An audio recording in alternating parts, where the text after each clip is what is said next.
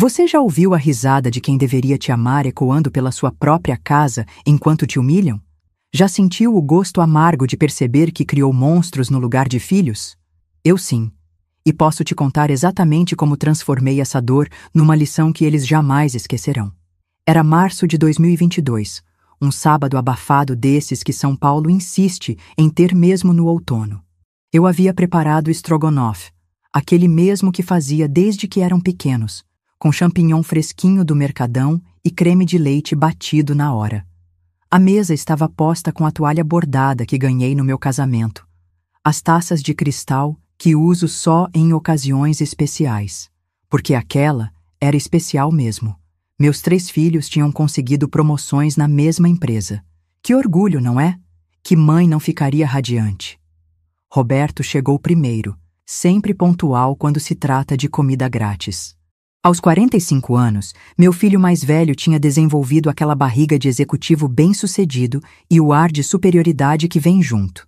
Mãe, a senhora caprichou hoje, hein? Até parece que tem dinheiro sobrando.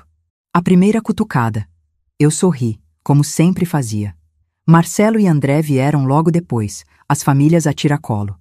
As noras me cumprimentaram com aqueles beijinhos falsos, os netos adolescentes mal levantaram os olhos dos celulares. Mas estava tudo bem. Família é assim mesmo, pensei. O importante é estarmos juntos. Durante o jantar, eles contaram sobre as promoções. Roberto agora era gerente regional, Marcelo assumiria a controladoria, André entraria na equipe jurídica principal. Todos na construtora Millennium, todos subindo na vida. Eu escutava orgulhosa, fazendo as perguntas certas, demonstrando interesse genuíno. Foi quando terminaram de comer que o inferno começou. Roberto se levantou, pegou a taça de vinho, um Malbec caro que eu havia comprado especialmente para o mês de ocasião, e disse: "Um brinde à nossa mãe, que finalmente admitiu que não é nada na vida." O silêncio durou menos de 1 segundo antes da explosão de risadas. Marcelo se curvou para a frente gargalhando. É verdade, depois de anos fingindo que entendia de negócios. André completou, limpando lágrimas de tanto rir. Pelo menos agora a senhora para de dar conselhos sobre coisa que não sabe. As noras riram junto. Os netos riram. Minha própria mesa, na minha própria casa, transformada num tribunal onde eu era a ré-condenada. Lembram quando ela tentou dar pitaco na compra do apartamento do Roberto? Disse Patrícia, minha nora mais velha. Como se soubesse alguma coisa sobre imóveis. Ou quando quis opinar sobre investimentos, emendou Marcelo. Mãe, com todo respeito, a senhora mal sabe o que é uma poupança. Eu permaneci sentada, com o garfo suspenso no ar, um pedaço de carne espetado que não conseguia mais engolir. Meu estômago havia se transformado numa pedra fria e pesada. Roberto continuou seu discurso humilhante. É melhor mesmo a senhora aceitar que tem limitações. Pessoas como a senhora deveriam se contentar com o mínimo e parar de sonhar alto. Essa frase. Essa exata frase que ouvi aos 7 anos, quando a professora disse que meninas pobres como eu não deveriam sonhar alto. A mesma frase que me motivou a construir tudo o que construí.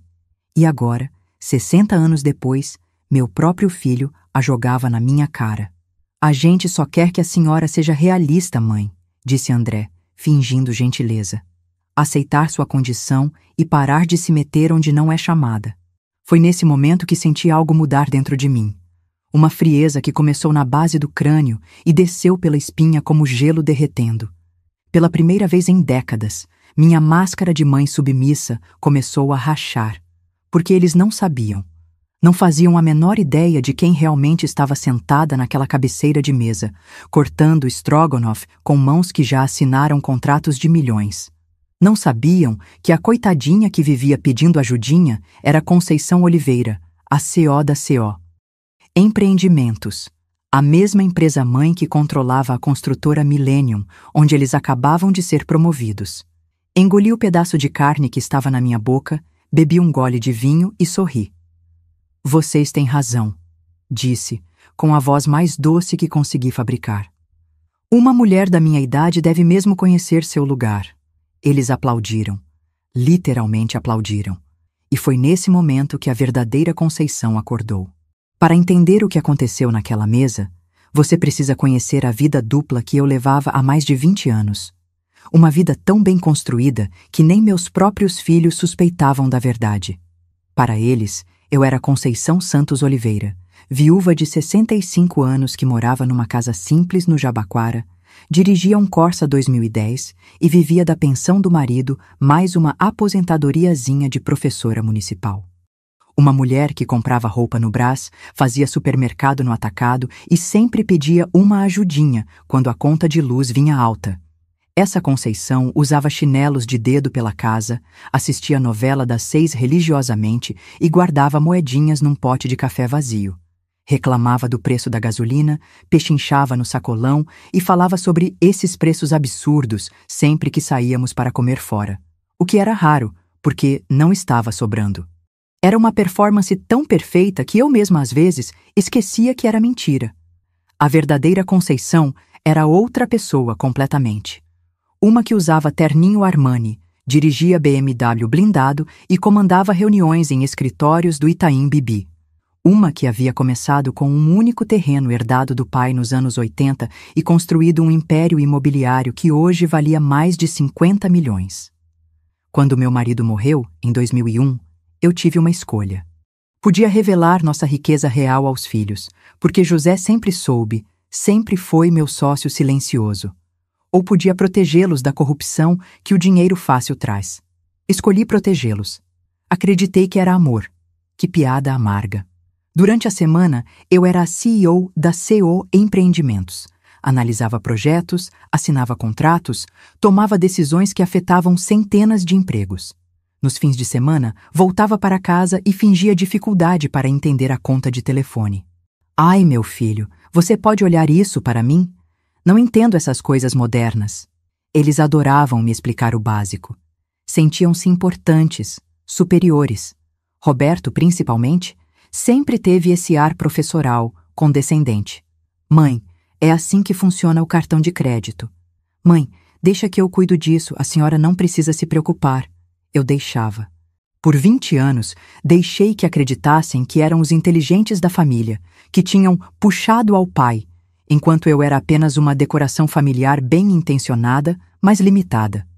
O apartamento de 2 quartos no Jabaquara era real. Eu morava lá mesmo, entre uma pilha de roupas baratas e móveis populares. Mas 3 quarteirões dali, num prédio que eu mesmo havia construído e onde mantinha cobertura sob nome corporativo, guardava minha verdadeira vida. Closet com roupas de grife, obras de arte, biblioteca com primeiras edições, adega climatizada. Era lá que recebia Dr. Paulo Henrique Carvalho, meu advogado e único confidente. Um homem íntegro que há 15 anos insistia que eu deveria contar a verdade aos filhos. Conceição, essa farsa vai dar problema. Eles têm direito de saber quem realmente é a mãe deles. Eu sempre recusava. Paulo, você não entende. Quero que construam seus próprios caminhos, que tenham mérito próprio. Se souberem que sou rica, vão se acomodar, virar parasitas. Como se não tivessem virado mesmo assim. Durante décadas, assisti meus filhos crescerem, acreditando que eu era um peso morto em suas vidas, que tinham que me aturar por obrigação, me ajudar por caridade cristã. Sempre com aquele ar de mártires, como se sustentar a mãe pobrezinha fosse um fardo terrível que carregavam com resignação heróica. Roberto se formou em administração, conseguiu estágio numa empresa qualquer. 2 anos depois, coincidentemente, a construtora Millennium, uma das minhas subsidiárias, tinha uma vaga perfeita para ele. O gerente de RH, sem saber quem eu era, contratou meu filho baseado puramente no currículo. Roberto nunca soube que a sorte dele tinha sobrenome e endereço. Marcelo e André seguiram o mesmo caminho. Contabilidade e direito, respectivamente, ambos, felizmente, absorvidos pela mesma empresa que contratara o irmão mais velho. Que coincidência maravilhosa, não? Eu assistia de longe, através de relatórios discretos, suas ascensões na empresa. Ficava orgulhosa quando recebiam elogios dos supervisores, preocupada quando cometiam erros, mas nunca podia demonstrar que sabia. Quando chegavam em casa falando dos projetos, eu fingia não entender nada. Que interessante, filho. Você é tão inteligente. Eles comiam na minha mão. O pior é que se tornaram bons profissionais de verdade. Roberto tinha instinto comercial natural, Marcelo era meticuloso com números, André compreendia contratos complexos. Não precisavam da minha proteção invisível para prosperar, mas eu continuava protegendo mesmo assim. Até aquela noite de março, quando descobri que para eles eu não era uma mãe que merecia amor e respeito. Era apenas uma velha patética que eles toleravam por obrigação social. Pessoas como a senhora deveriam se contentar com o mínimo. A mesma frase que me construiu agora havia voltado para me destruir. Só que dessa vez, quem a pronunciou não foi uma professora preconceituosa. Foi meu próprio sangue. 3 dias depois do jantar, eu ainda fingia que estava tudo normal. Liguei para cada um deles para agradecer pela bela noite em família e parabenizar pelas promoções. Eles foram educados, mas frios. Como sempre foram, percebi agora. Obrigada por ter vindo, Roberto.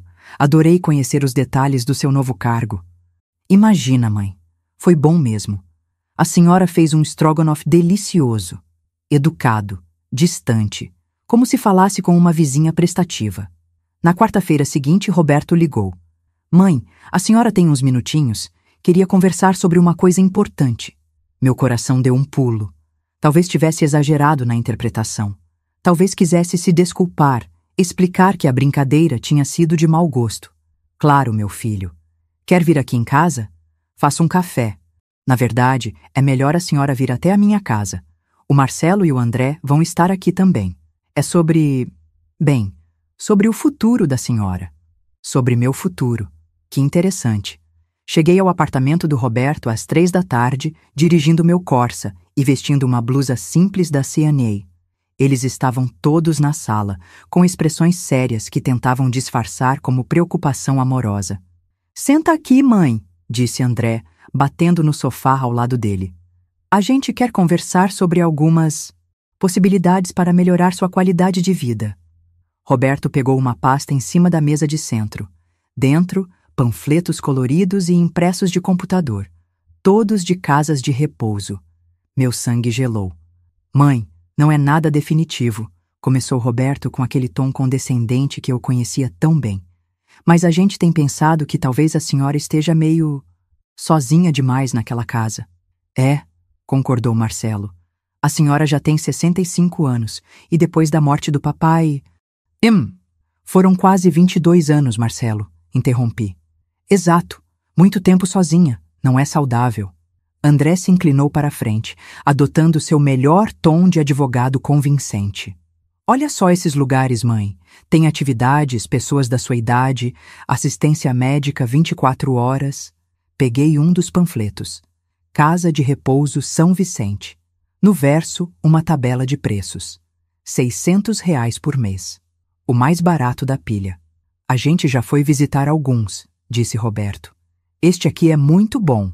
Simples, mas limpo. Dentro do que a gente pode colaborar. Dentro do que podiam colaborar. R$ 600 divididos por 3 dava 200 cada um. O valor de uma pizza delivery boa. E a minha casa? Perguntei, ainda folheando os panfletos. Os 3 se entreolharam. Roberto pigarreou. Bem, a verdade é que aquela casa é grande demais para a senhora. E o bairro está complicado. Muita violência. A gente podia vender, emendou Marcelo rapidamente. Usar o dinheiro para pagar o asilo e ainda sobrar um troquinho para a senhora ter suas coisinhas. E dividir o que restasse entre vocês? Perguntei. Silêncio constrangido. Mãe, não é por aí, disse André. É que, bem, a gente tem família própria agora. Filhos para criar, apartamentos para pagar. A herança do papai ajudaria muito. A herança do papai. Uma casa de R$ 200 mil que José havia comprado nos anos 90, cuidadosamente escolhida para parecer modesta. Eles nem desconfiavam que era quitada há décadas ou que existiam outros 17 imóveis espalhados pela cidade. E quando seria essa mudança? Perguntei. A gente pensou que talvez até o final do mês? Sugeriu Roberto. Já marquei uma visita ao São Vicente para segunda-feira. A senhora quer ir junto? Até o final do mês. 2 semanas. Posso pensar no assunto? Claro, mãe. Não tem pressa nenhuma, mentiu Roberto. A gente só quer o melhor para a senhora. Voltei para casa em silêncio absoluto. Nem liga o rádio do carro. Precisava processar o que havia descoberto. Meus filhos não estavam apenas me humilhando por diversão. Estavam ativamente planejando se livrar de mim. Naquela noite, liguei para Dr. Paulo. Paulo? Sou eu. Você pode vir até minha casa? A real, não a de fachada. Conceição? Aconteceu alguma coisa? Aconteceu que você estava certo há 15 anos. Essa farsa vai dar problema. O que foi que eles fizeram? Querem me internar num asilo de R$ 600 por mês. Silêncio do outro lado da linha. Estou chegando. Dr. Paulo chegou 1 hora depois, encontrando-me na cobertura do Itaim, com uma garrafa de vinho francês, aberta, e uma expressão que ele jamais havia visto no meu rosto. Conta tudo, disse ele, se servindo de uma taça. Contei sobre o jantar, sobre as risadas, sobre a reunião de hoje, sobre os panfletos do asilo e o prazo de 2 semanas. Sobre a forma como falaram da herança, como se eu já estivesse morta. Eles estão agindo como se eu fosse um estorvo que precisam administrar da forma mais barata possível, terminei. Querem me enfiar numa casa de repouso onde visitarão 1 vez por mês, por obrigação, e tocar suas vidas como se eu nunca tivesse existido. Paulo tomou um gole longo de vinho. E agora? Agora eu vou mostrar para eles exatamente quem é Conceição Santos Oliveira. Conceição, pensa bem. Uma coisa é contar a verdade. Outra é o quê?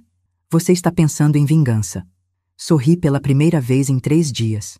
Não, Paulo. Estou pensando em justiça. Há uma diferença. Qual? Justiça é dar às pessoas exatamente o que elas merecem.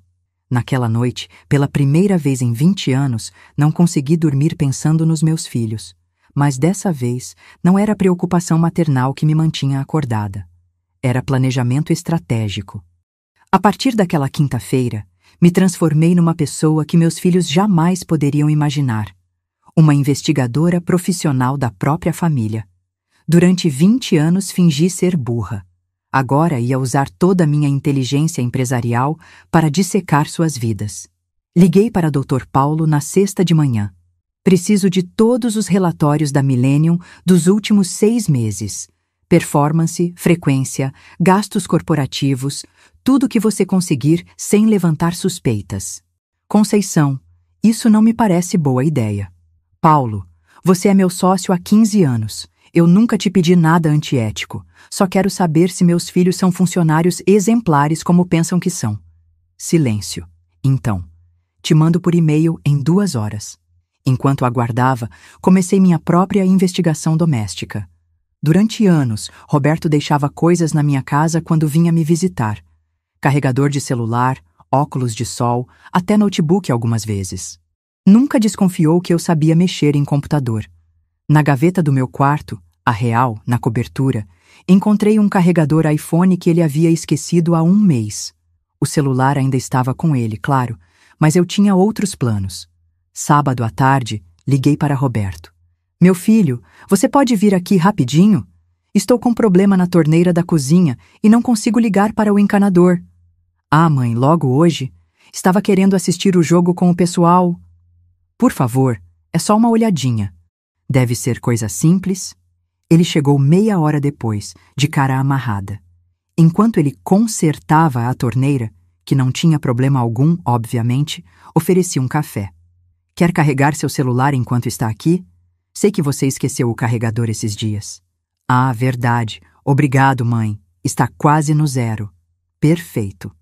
Enquanto Roberto fingia entender de encanamento, instalei discretamente um aplicativo de rastreamento familiar no telefone dele. O tipo que pais usam para monitorar filhos adolescentes. A ironia era deliciosa. Pronto, mãe. Era só apertar mais forte mesmo.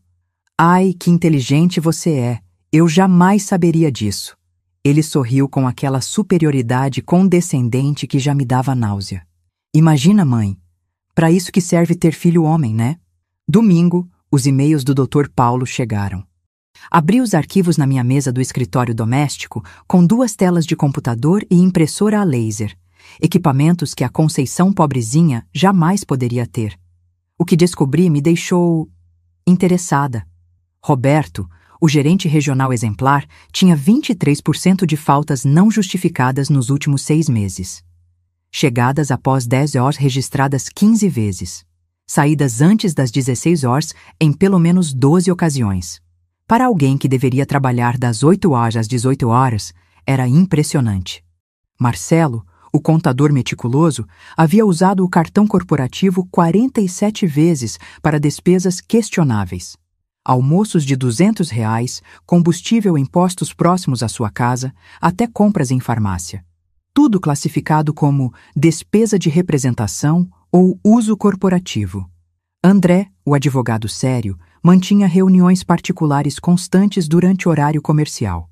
Segundo os relatórios, em março, Alone ele havia registrado 12 reuniões externas, que duravam entre 2 e 4 horas. O problema é que não havia registro de clientes ou objetivos dessas reuniões. Mais interessante ainda, os 3 tinham performance abaixo da média dos colegas. Não eram funcionários ruins, mas definitivamente não eram os talentos excepcionais que eles mesmos acreditavam ser. Na segunda-feira, fingi preocupação e liguei para Roberto. Filho, você tem certeza que esse trabalho novo não está pesado demais? Você parece cansado. Imagina, mãe. Está tranquilo. Na verdade, o cargo de gerente é bem flexível. Posso ajustar meus horários conforme a necessidade. Ajustar horários. Que forma elegante de dizer chegar tarde e sair cedo. Durante a semana, testei o aplicativo de rastreamento. Funcionava perfeitamente. Roberto realmente chegava entre 9h30 e 10 horas na empresa. Saía para almoços que duravam 2 horas e, frequentemente, resolvia questões externas, que na verdade eram idas ao shopping, academia ou visitas à casa da amante que mantinha em Moema. Sim, descobri sobre a amante também. 3 endereços diferentes nos últimos 3 meses, sempre nos mesmos dias da semana. Sempre nos horários que deveria estar trabalhando. Quarta-feira liguei para Marcelo. Filho, como funciona essa coisa de cartão da empresa? Outro dia você comentou que tinham dado um para você. Ah, é para gastos de trabalho, mãe. Reuniões, combustível, essas coisas. Nada demais. E controlam muito? Nem tanto, desde que seja relacionado ao trabalho. Relacionado ao trabalho. Como a compra de remédio para pressão alta na farmácia do bairro dele, suponho. Quinta-feira foi a vez do André. Meu filho, você está sempre correndo. Esses clientes novos devem dar muito trabalho. É, mãe, é corrido mesmo, mas gosto de atender pessoalmente, sabe? Reunião por reunião para construir relacionamento. Relacionamento é uma forma de ver. Especialmente considerando que as reuniões aconteciam sempre no mesmo consultório médico onde a mulher dele fazia fisioterapia. 5 meses de reuniões no mesmo lugar. Que cliente dedicado. Na sexta, Dr. Paulo veio jantar na cobertura. Tinha a expressão preocupada. Conceição, consegui as informações que você pediu, mas... você tem certeza que quer prosseguir com isso? Ainda dá tempo de simplesmente contar a verdade e resolver tudo em família.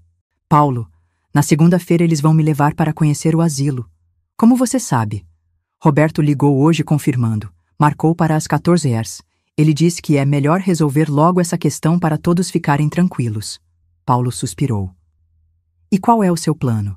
Ainda estou refinando os detalhes, mas já sei o suficiente para saber que meus queridos filhos não são os funcionários exemplares que fingem ser. Você vai demiti-los? Demitir seria muito simples, não acha? Qualquer chefe faria isso. Mas eu não sou qualquer chefe. Conceição, eu sou a mãe deles, Paulo. E mães sabem como educar filhos que se comportaram mal. Durante o fim de semana, decidi ampliar minha investigação. Se ia fazer isso direito, precisava entender completamente como meus filhos realmente me viam, não apenas durante confrontos diretos, mas no dia a dia. Sábado de manhã, liguei para Patrícia, minha nora mais velha. Filha, você tem alguns minutinhos? Estou meio perdida com umas contas aqui. Claro, dona Conceição. Chego aí em 1 hora. Patrícia chegou com aquele sorriso artificial que eu já conhecia bem, mas agora prestava atenção real nos detalhes. A forma como olhava em volta da casa, como se avaliasse um imóvel para compra. como suspirava discretamente quando eu fazia perguntas bobas sobre a conta de telefone. Dona Conceição, a senhora já pensou em simplificar essas coisas? Existe conta digital hoje em dia, automática. A senhora nem precisa se preocupar. Ai, mas eu sou muito velha para essas moderninhas, né, filha? Não é questão de idade, é questão de se adaptar aos tempos. Durante 2 horas, ela ajudou com minhas contas, sempre com aquele tom de quem está fazendo caridade cristã. Mas o que me chamou a atenção foi quando o telefone dela tocou. Oi, amor. Estou na casa da sua mãe. Aquelas contas. Ela não consegue resolver sozinha. Não demora muito. Ela é complicadinha, mas é rápido.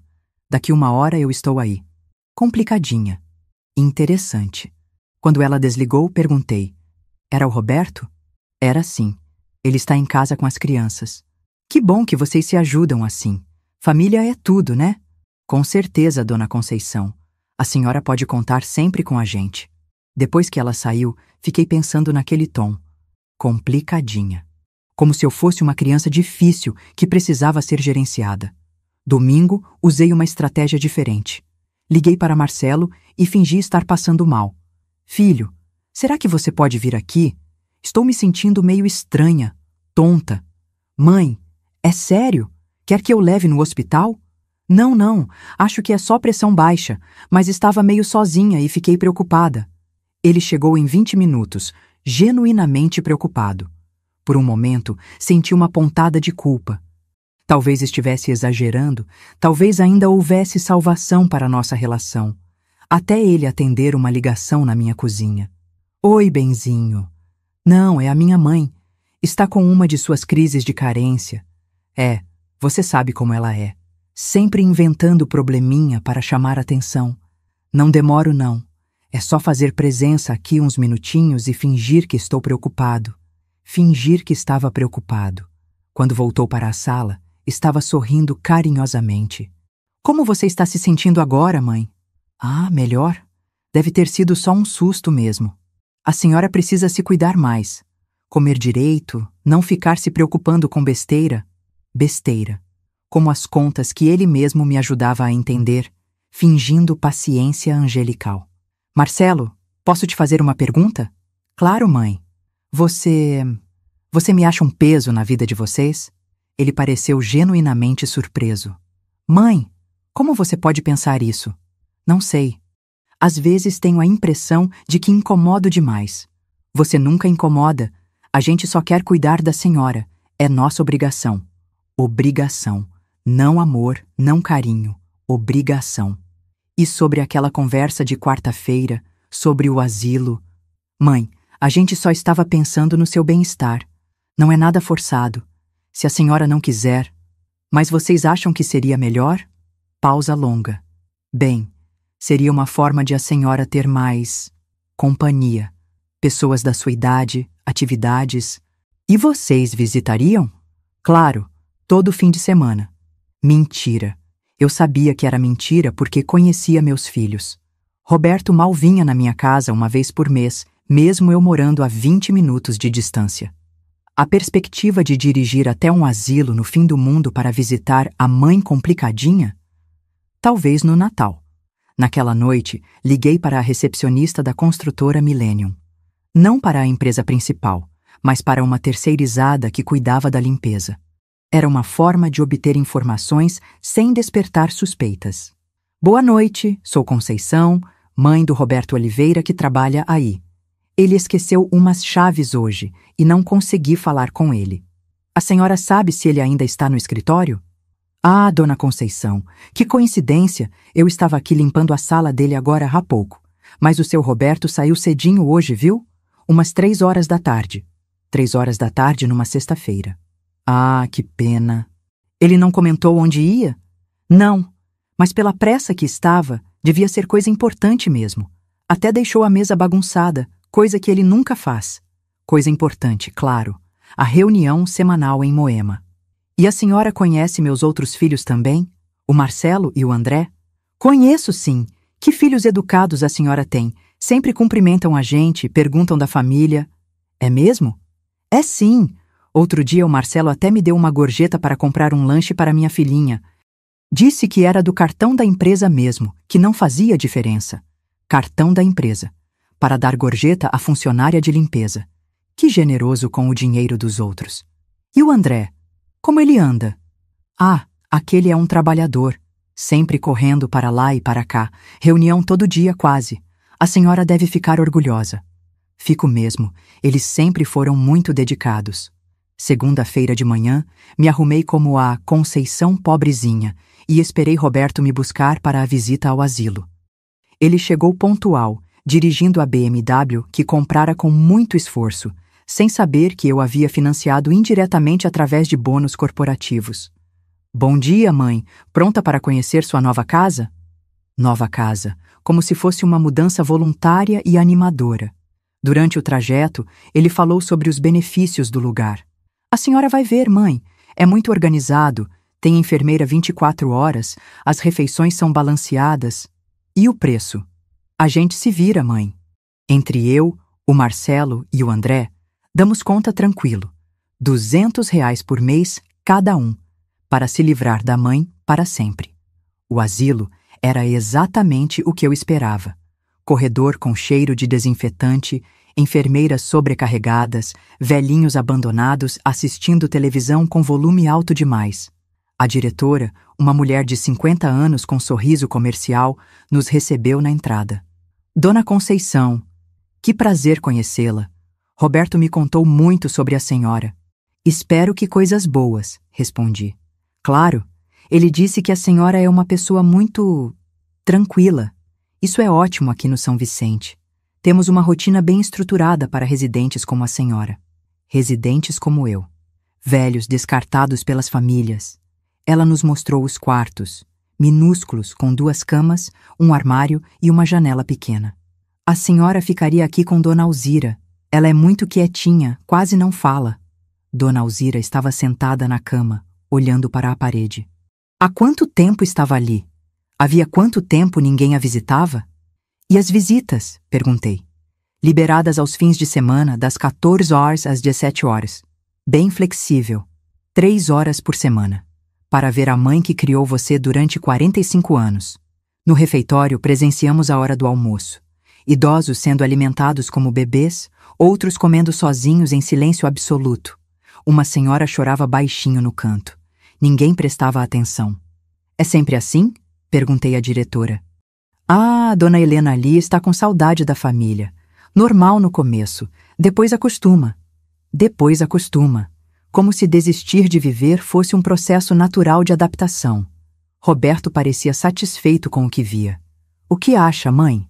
Não é um lugar aconchegante? Aconchegante como uma prisão. Durante o caminho de volta, ele perguntou. E aí, o que achou? É diferente do que imaginava.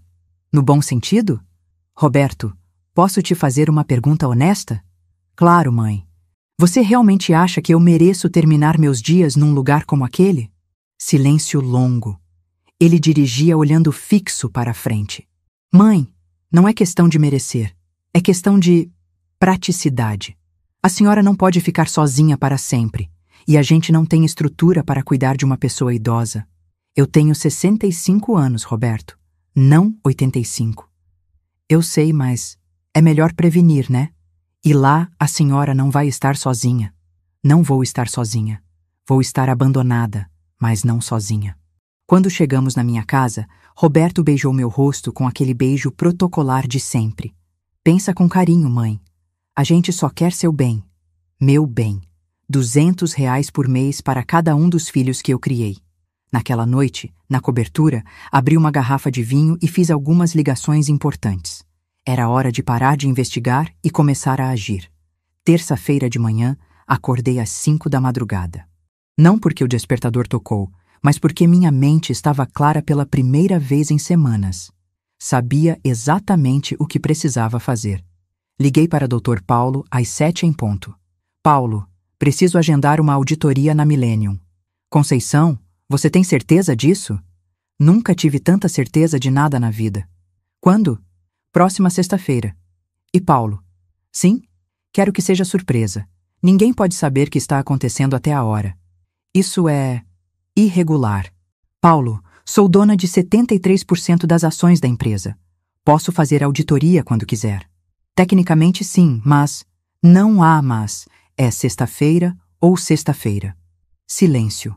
Então, está bem, vou agendar.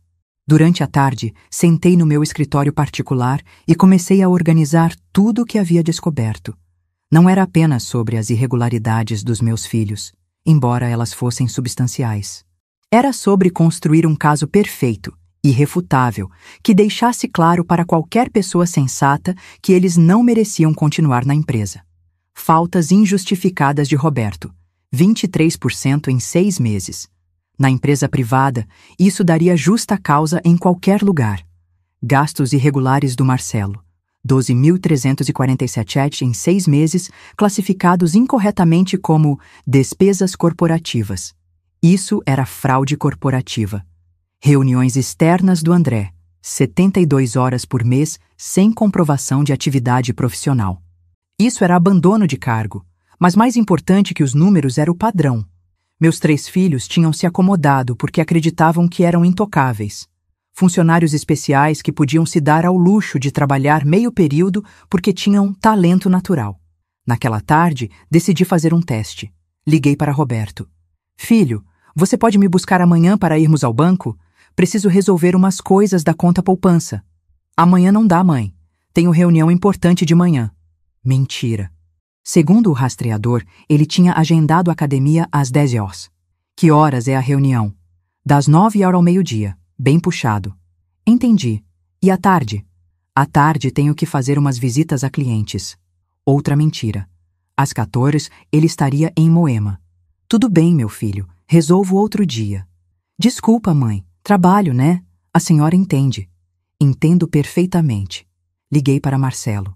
Meu filho, você pode me ajudar com umas contas amanhã à tarde? Ai, mãe, amanhã está complicado. Tenho que fechar uns relatórios para sexta. Interessante. Segundo informações que Dr. Paulo me passou, Marcelo entregara todos os relatórios na segunda-feira. É muita coisa? Demais. Vou ficar aqui até tarde resolvendo. Segundo o cartão corporativo, ele havia almoçado ontem no shopping, com direito a cinema às 15 horas. Muito trabalho mesmo. André foi o terceiro da lista. Filho, será que você tem um tempinho amanhã para me ajudar a entender uma carta que chegou do INSS? Amanhã não posso, mãe. Tenho 3 reuniões marcadas. As famosas reuniões. Com clientes importantes? Muito importantes. Contratos grandes. Claro, contratos com o fisioterapeuta da esposa. 3 ligações, 3 mentiras, 3 filhos que estavam ocupados demais para ajudar a mãe, mas nunca ocupados demais para usar tempo e recursos da empresa para resolver suas próprias conveniências. Quinta-feira à noite, fiz minha última ligação antes de executar o plano. Desta vez, para a minha assistente real. Não que meus filhos soubessem que eu tinha uma. Sandra, sou eu. Preciso que você prepare o escritório para sexta de manhã. Claro, dona Conceição. Alguma reunião especial? A mais especial da minha vida. Preciso providenciar alguma coisa? Sim. Quero que prepare 3 cartas de demissão, idênticas. E Sandra? Sim? Use o papel timbrado oficial, aquele com brasão dourado. Quantas cópias? 2 vias de cada. E prepare também os contratos de confidencialidade que todo ex-funcionário precisa assinar. Posso perguntar quem são os funcionários? Hesitei. Por um segundo, quase recuei. Ainda era minha última chance de resolver as coisas de forma civilizada, conversar com eles, explicar a verdade. Então lembrei da risada na mesa de jantar, do tom condescendente, dos R$ 200 por mês que cada um se dispunha a pagar para se livrar de mim. Roberto Santos Oliveira, Marcelo Santos Oliveira e André Santos Oliveira. Silêncio do outro lado da linha. Dona Conceição? Sim? Eles não são... Meus filhos? São sim, Sandra. E sexta-feira vão descobrir quem realmente é a mãe deles. A senhora tem certeza? Levantei da poltrona e caminhei até a janela da cobertura. Lá embaixo, São Paulo fervilhava com seus 9 milhões de habitantes, cada um lutando por um lugar ao sol, por respeito, por dignidade. Durante 65 anos, Eu havia lutado e vencido essa batalha. Construíra um império, criara empregos, transformara a vida de centenas de pessoas. E meus próprios filhos achavam que eu era digna de R$ 200 mensais de pensão num asilo. Tenho certeza, Sandra. Nunca tive tanta certeza de nada. Às que horas quer que eles compareçam? Não quero que compareçam. Quero que sejam convocados, como qualquer funcionário que cometeu irregularidades graves. E se perguntarem o motivo da convocação? Diga que é auditoria de rotina, que todos os funcionários com irregularidades estão sendo chamados para esclarecimentos. Entendi. E Sandra, uma última coisa. Sim? Sexta-feira. Eu não vou ser a Conceição que eles conhecem. Vou ser a executiva que vocês conhecem. Prepare o escritório accordingly. Terninho azul marinho, o Armani preto e os sapatos Louboutin. Joias? O relógio Cartier e os brincos de diamante que minha sogra me deixou. Perfume? Chanel no 5. Cabelo? Escova e coque. Nada de permanente de dona de casa. Quando desliguei, olhei novamente pela janela. Amanhã seria o primeiro dia da minha vida em que não fingiria ser menor do que realmente era. E seria o último dia da vida dos meus filhos em que eles poderiam fingir ser maiores do que realmente eram. A Conceição pobrezinha havia morrido na mesa do jantar, 3 semanas atrás. Amanhã nasceria a Conceição vingadora. E ela tinha muito o que ensinar sobre respeito familiar. Sexta-feira de manhã, acordei às 5h30. Não porque estava nervosa. Nervosismo era luxo que eu não podia me dar. Acordei porque meu corpo sabia que era o dia da verdade. Primeira parada, o salão de beleza nos Jardins, onde havia marcado hora com Helena, a cabeleireira que cuidava dos meus cabelos há 10 anos. Não a Helena do bairro, onde a Conceição pobrezinha fazia escova de R$ 15. A Helena profissional, que cobrava 300 por uma transformação completa. Dona Conceição, finalmente! Há quanto tempo a senhora não aparece aqui? Senti falta. Estava resolvendo questões familiares, Helena. Hoje preciso estar impecável. Reunião importante? A mais importante da minha vida. 3 horas depois, saí de lá irreconhecível. Cabelo escovado e preso num coque elegante, maquiagem profissional que realçava meus olhos sem exageros, unhas feitas. No espelho, vi uma executiva de 65 anos que poderia comandar qualquer empresa do país, porque era exatamente isso que eu era. De volta à cobertura, vesti o terninho Armani preto que reservava para as reuniões mais sérias. Sapatos Louboutin. Não os de salto impossível, mas os de salto moderado que me davam autoridade sem comprometer mobilidade. O relógio Cartier que José me dera no nosso 20º aniversário de casamento. Os brincos de diamante que sua mãe me deixara na herança. Peças que sozinhas valiam mais que o salário anual dos meus filhos. Às 10h30, estava no escritório da CO, Empreendimentos no Itaim Bibi. Sandra me recebeu com um sorriso nervoso. Dona Conceição, os documentos estão prontos. Devo convocar os senhores? Não ainda. Primeiro quero confirmar alguns detalhes.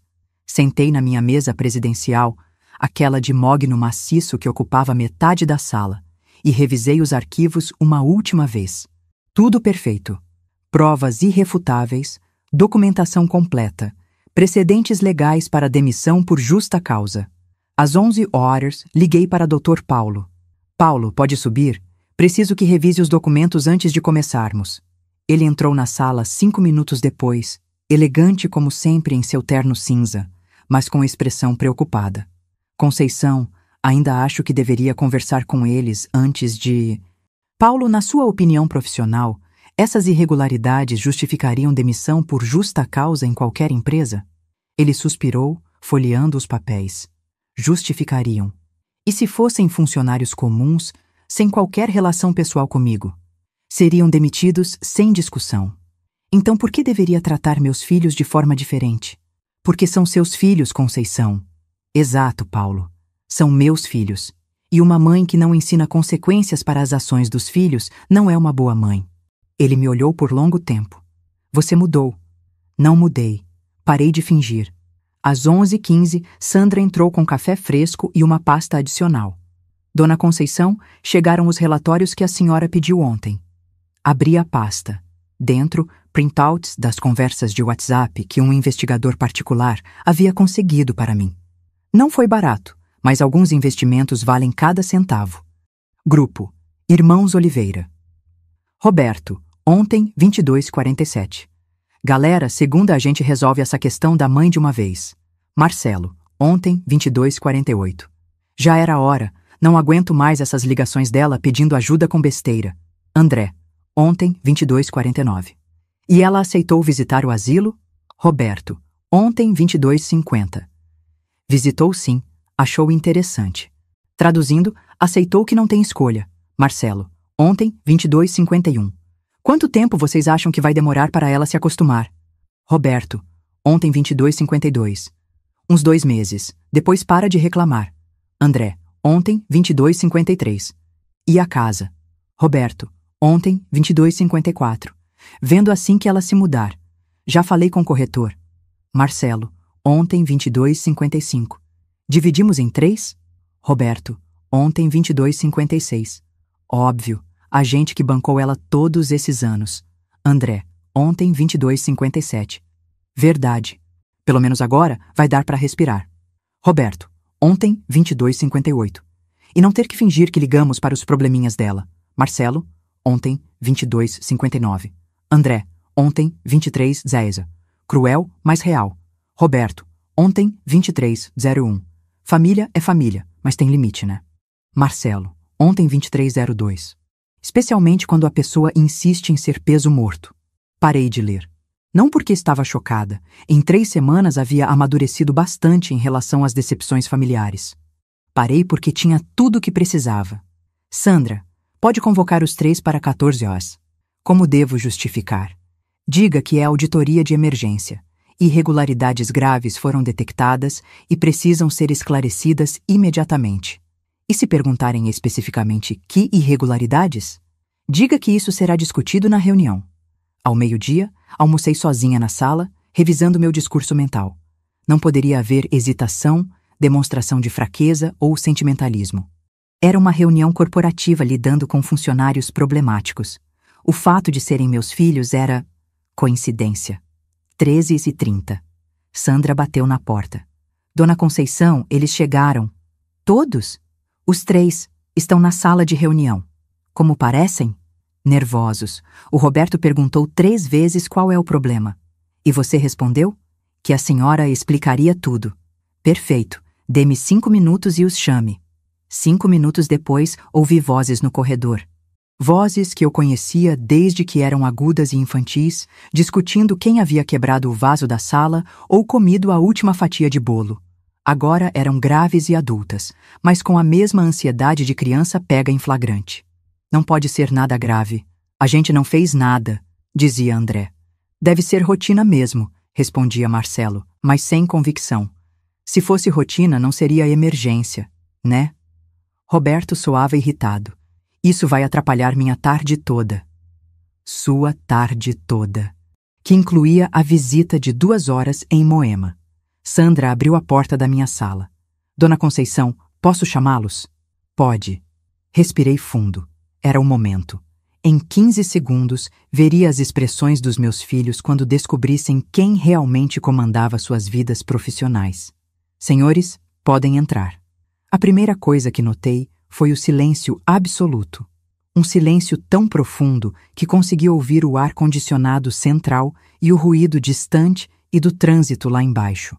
Roberto entrou primeiro, seguido pelos irmãos. Todos vestidos com seus melhores ternos corporativos, gravatas ajustadas, sapatos lustrados. A postura era de 3 executivos confiantes entrando numa reunião de rotina. Por 3 segundos. Roberto parou no meio da sala como se tivesse batido numa parede invisível. Os olhos dele varreram o ambiente. A mesa presidencial de mogno, as estantes de livros jurídicos, os diplomas emoldurados na parede, o quadro com as plantas da cidade de São Paulo, os troféus empresariais. Depois, lentamente, o olhar subiu até mim. Mãe? A palavra saiu num sussurro incrédulo. Marcelo e André chegaram logo atrás, com as mesmas expressões de quem acabou de ver um fantasma. Ou, mais precisamente, de quem acabou de descobrir que a pessoa que subestimaram durante 45 anos estava sentada na mesa presidencial da empresa onde trabalhavam. Por favor, sentem-se, disse, gesticulando para as 3 cadeiras dispostas em frente à minha mesa. Nenhum deles se moveu. Mãe, repetiu Roberto. O que? Como? Sentem-se, repeti desta vez sem cordialidade. Obedeceram em silêncio, como autômatos. 3 homens adultos, bem-sucedidos, acostumados a comandar reuniões e tomar decisões, transformados em meninos confusos. Imagino que estejam surpresos, comecei, ajeitando os papéis sobre a mesa. Deixem-me esclarecer a situação. Meu nome é Conceição Oliveira. Sou fundadora e principal acionista da CO Empreendimentos, empresa-mãe da construtora Millennium, onde vocês trabalham. Silêncio. Durante os últimos 15 anos, acompanhei suas carreiras com interesse familiar. Através de relatórios, sempre soube de suas performances, progressos e, infelizmente, irregularidades. André encontrou a voz primeiro. Irregularidades? Sim, André. Irregularidades. Vocês foram convocados porque uma auditoria de emergência detectou violações graves de protocolo corporativo. Peguei a primeira pasta. Roberto Santos Oliveira. Faltas injustificadas representando 23% do período trabalhado nos últimos 6 meses. Chegadas atrasadas em 47% dos dias úteis. Saídas antecipadas, sem autorização em 38% dos casos. Roberto abriu a boca, mas nenhum som saiu. Peguei a segunda pasta. Marcelo Santos Oliveira. Uso inadequado de recursos corporativos, totalizando 12.347 MOS em 6 meses. Gastos pessoais classificados incorretamente como despesas de representação. Marcelo empalideceu. Terceira pasta. André Santos Oliveira. Abandono de posto durante 72 horas mensais para reuniões externas sem comprovação de atividade profissional. Mãe, tentou André. Aqui, interrompi batendo na mesa. Meu nome é Conceição Oliveira. Senhora Oliveira, se preferirem. Silêncio novamente. Mas desta vez, um silêncio diferente. Não era mais choque. Era o silêncio de quem começou a entender a magnitude do problema. Cada uma dessas irregularidades, individualmente, justificaria demissão por justa causa em qualquer empresa séria, continuei. Somadas, constituem um padrão de comportamento incompatível com os valores desta organização. Roberto tentou recuperar a compostura. Mãe, quer dizer, senhora Oliveira, isso deve ser algum engano. Engano? Peguei uma quarta pasta mais grossa. Roberto, você gostaria de explicar para que servem essas reuniões semanais na Rua Augusta, 1247, apartamento 85? Ele parou de respirar. Ou você, Marcelo, pode esclarecer por que sua despesa de representação inclui ração para gato quando você é alérgico a felinos? Marcelo afundou na cadeira. André, talvez possa nos explicar por que suas reuniões com clientes acontecem todas na Clínica Fisioterapia São Paulo, onde sua esposa faz tratamento? André fechou os olhos. Senhores, disse levantando da cadeira, vocês trabalharam na minha empresa durante anos, acreditando que eram funcionários especiais, que tinham privilégios naturais, talentos excepcionais que justificavam tratamento diferenciado. Caminhei até a janela, de costas para eles. Estavam certos sobre o tratamento diferenciado, errados sobre o motivo. Virei-me para encará-los. Vocês tiveram privilégios não porque são talentosos. Tiveram privilégios porque são meus filhos, e eu, ingenuamente, acreditei que isso os motivaria a ser funcionários exemplares. Mãe, tentou Roberto novamente. Senhora Oliveira, corrigi friamente. Senhora Oliveira, a gente pode explicar. Explicar o quê, Roberto? Como justifica gastar tempo da empresa visitando sua amante? Como explica para os outros funcionários que trabalham 8 horas por dia enquanto você trabalha 4? Ele abriu e fechou a boca como um peixe fora d'água. E você, Marcelo? Como explica para o contador que paga próprio lanche enquanto você usa cartão corporativo para comprar presente para seu sogro? Marcelo estava quase transparente. André? Como explica para os advogados que fazem hora extra sem remuneração adicional enquanto você usa horário comercial para resolver questões pessoais? Nós não sabíamos, balbuciou André. Não sabiam o quê? Que era errado? Ou que eu estava observando? Silêncio. Porque se não sabiam que era errado, não merecem trabalhar em empresa nenhuma. E se sabiam que era errado, mas achavam que não seriam descobertos? Deixei a frase no ar, carregada de implicações.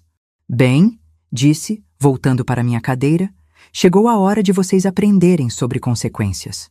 Sentei-me novamente, abrindo uma pasta diferente. Esta continha 3 envelopes idênticos, lacrados, com o brasão dourado da CO Empreendimentos no canto superior direito. Durante 3 décadas, comecei sem olhar para eles. Construí esta empresa do zero. Comecei com um terreno herdado do meu pai e transformei em um império que hoje emprega 847 pessoas. Alinhei os 3 envelopes sobre a mesa. Nessas 3 décadas, demiti 23 funcionários por irregularidades, desde o analista júnior que falsificava relatórios até o diretor que desviava recursos. Todos receberam exatamente o mesmo tratamento: investigação completa, documentação rigorosa, demissão por justa causa. Levantei os olhos para encará-los. Hoje, vocês se juntarão a essa lista. Não, explodiu Roberto, levantando da cadeira. Não pode fazer isso, somos seus filhos. Exato, respondi calmamente. São meus filhos. E uma mãe que não ensina consequências para ações inadequadas não é uma boa mãe. Mas, gaguejou Marcelo, a senhora sempre nos apoiou. Apoiei, sim. Apoiei quando vocês eram crianças aprendendo a andar. Apoiei quando eram adolescentes fazendo besteiras. Apoiei quando eram jovens adultos encontrando seus caminhos. Peguei o primeiro envelope. Mas vocês não são mais jovens adultos, Marcelo. Você tem 42 anos. É casado, tem filhos, responsabilidades. E mesmo assim, comporta-se como um adolescente que pode quebrar regras sem consequências. Senhora Oliveira, tentou André, adotando tom profissional. Entendemos que cometemos erros, mas podemos corrigir. Corrigir? Ri sem humor. André, você tem 38 anos e há 2 anos usa tempo de trabalho para acompanhar tratamento médico de sua esposa. Isso não é um erro pontual, é um padrão estabelecido. Mas é minha esposa. E ela é uma adulta capaz de ir sozinha ao fisioterapeuta. Ou vocês podem ajustar os horários para que não interfira no trabalho. Opções existiam. Você escolheu a mais conveniente para você e menos respeitosa para a empresa. André afundou na cadeira novamente. Roberto, continuei, você mantém relacionamento extraconjugal, usando recursos de tempo e combustível da empresa. Além de ser antiético profissionalmente, é desrespeitoso com sua esposa, seus filhos e comigo. A senhora sabe sobre... Sei tudo, Roberto. Sou empresária há 30 anos. Você acha que construí esse império sendo ingênua sobre comportamento humano? Ele estava devastado. E todos vocês, continuei, levantando novamente, compartilham a mesma falha fundamental.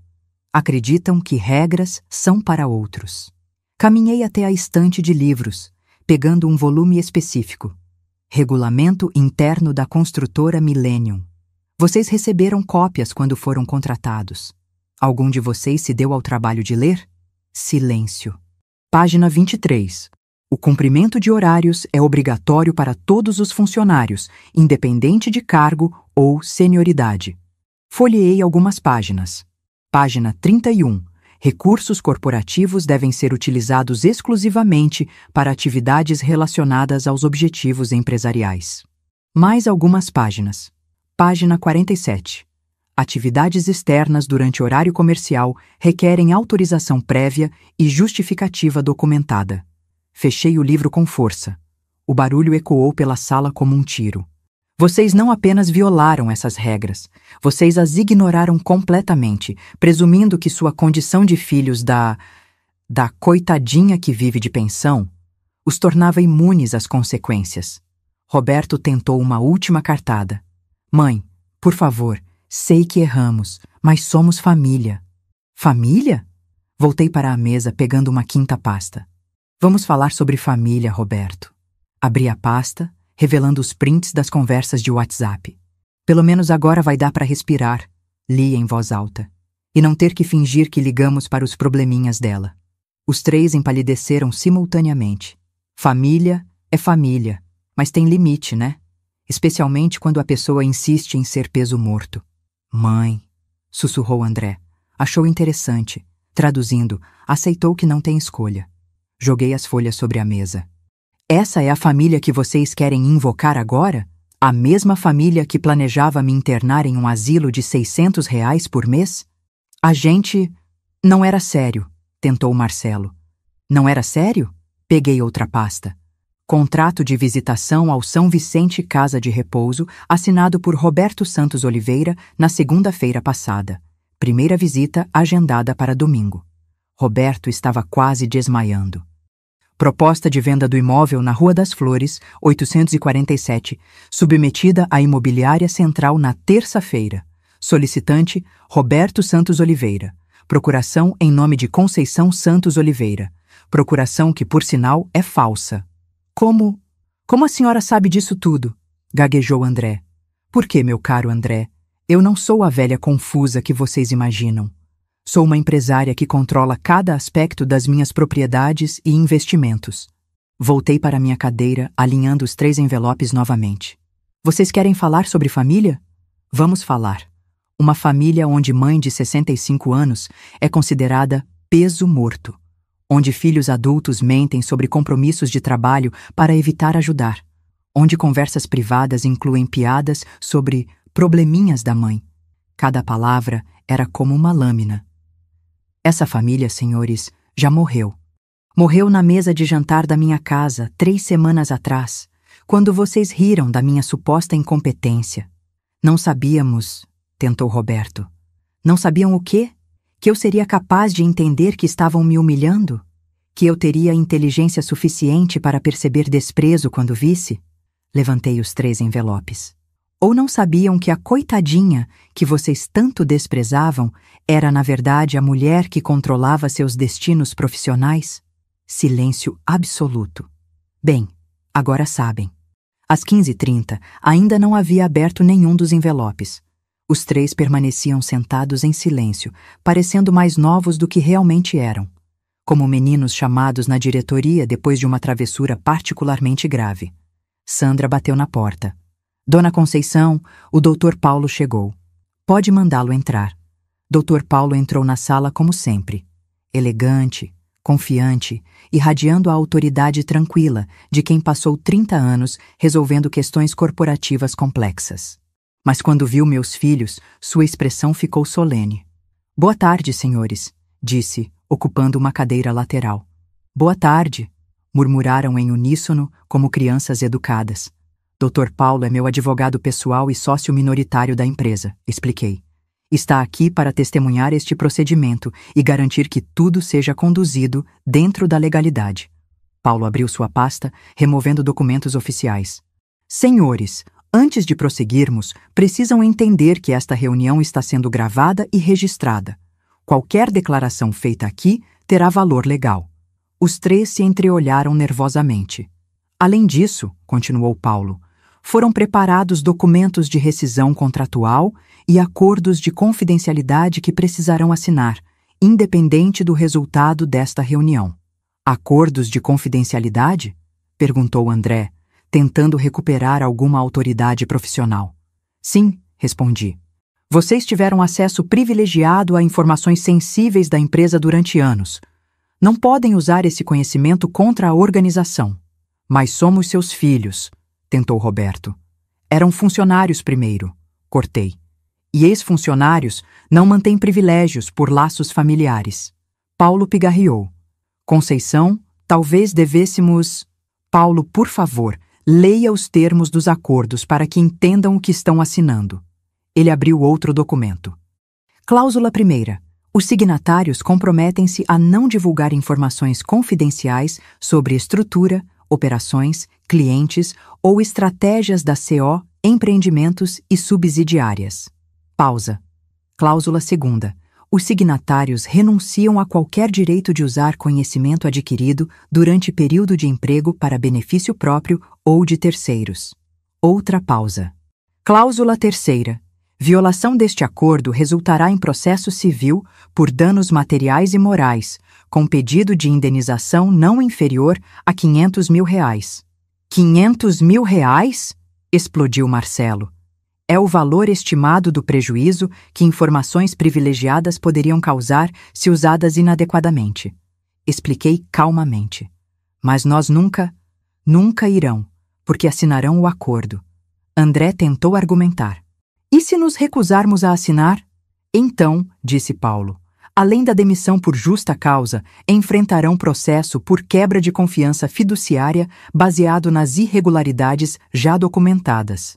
Isso é chantagem, acusou Roberto. Não, respondi friamente. Isso é proteção legal. Algo que empresários sérios fazem quando lidam com ex-funcionários que demonstraram comportamento antiético. Levantei e caminhei até a janela. Lá embaixo, São Paulo seguia seu ritmo frenético. Pessoas indo e vindo, construindo suas vidas, lutando por seus objetivos. A mesma cidade onde eu havia começado com nada e construído tudo. Vocês sabem, disse, ainda olhando para fora, o que mais me entristece nesta situação? Silêncio. Não é descobrir que meus filhos são funcionários medíocres. Funcionários medíocres podem melhorar com treinamento e dedicação. Virei-me para encará-los. Não é nem descobrir que são antiéticos. Pessoas antiéticas às vezes podem ser reformadas com consequências adequadas.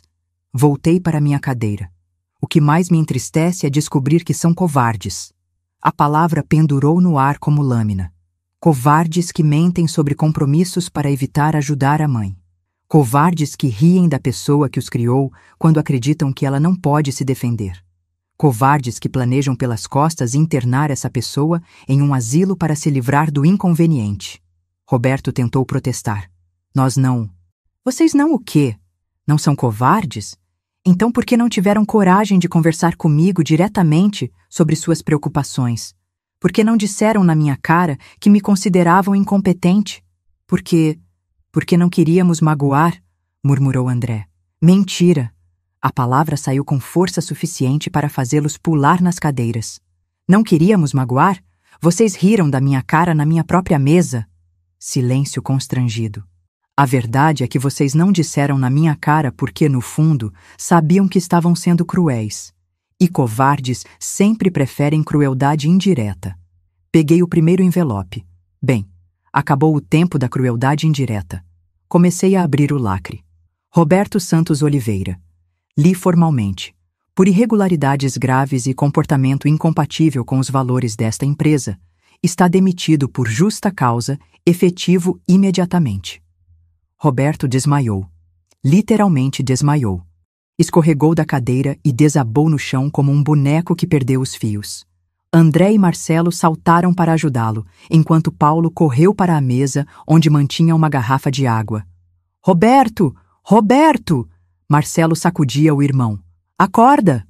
André afrouxou a gravata dele. Mãe, chama uma ambulância! Sandra! Gritei. Traga água e um pano úmido. Por 5 minutos, o escritório virou enfermaria improvisada. Roberto voltou a si lentamente, com olhos desfocados e respiração irregular. O que aconteceu? Murmurou. Você desmaiou quando soube que foi demitido, disse André. Roberto tentou se levantar, mas as pernas falharam. Paulo e Marcelo o ajudaram a voltar para a cadeira. Conceição, disse Paulo baixinho. Talvez devêssemos adiar. Não, respondi firmemente. Vamos terminar isso hoje. Roberto estava pálido como papel, mas consciente. Mãe, por favor. Agora você me chama de mãe? Perguntei. Interessante como emergências familiares trazem clareza sobre relacionamentos. Peguei o segundo envelope. Marcelo Santos Oliveira.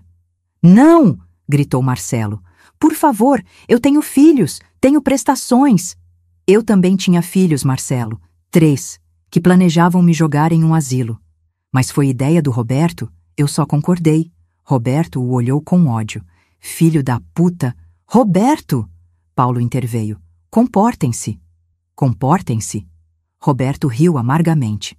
Paulo, ela acabou de destruir minha vida. Comportar para quê?